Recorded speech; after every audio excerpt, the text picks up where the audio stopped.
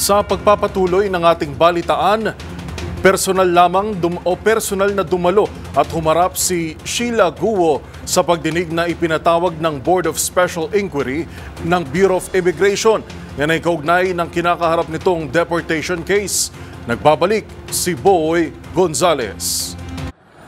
Personal na umarap si Sheila Guo, ang sinasabing kapatid umano ni dismiss sa Mayor Alice Guo sa ipinatawag na pagdinig ng Board of Special Inquiry ng Bureau of Immigration. Si Guo ay naharap sa misrepresentation case sa BI dahil sa pagkapanggap umanong Pilipino.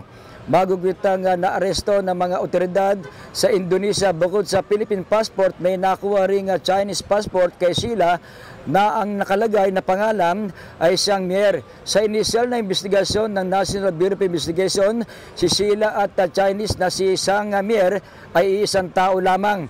Ayon kay Attorney Gilbert Repiso, Chairman ng Board of Special Inquiry, personal niyang pinaharap si Sheila dahil may mga gusto siyang malinawan sa kaso. Sa pagdinig kanina, pinatayo pa ni Repiso si Sheila sa harap katabi ang malaking screen kung saan ipinapakita ang dalawang passport ni Sheila para makita ang pictures nito at makumpara sa larawan sa pasaporte. Sa pagdinig, inalam rin ng board kung may mga kinakarap na kaso si Sheila sa labas ng BI.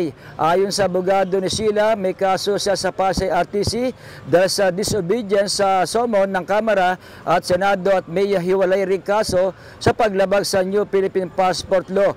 May nakapending rin na reklamo sa kanya sa Department of Justice dahil sa anti-money laundering.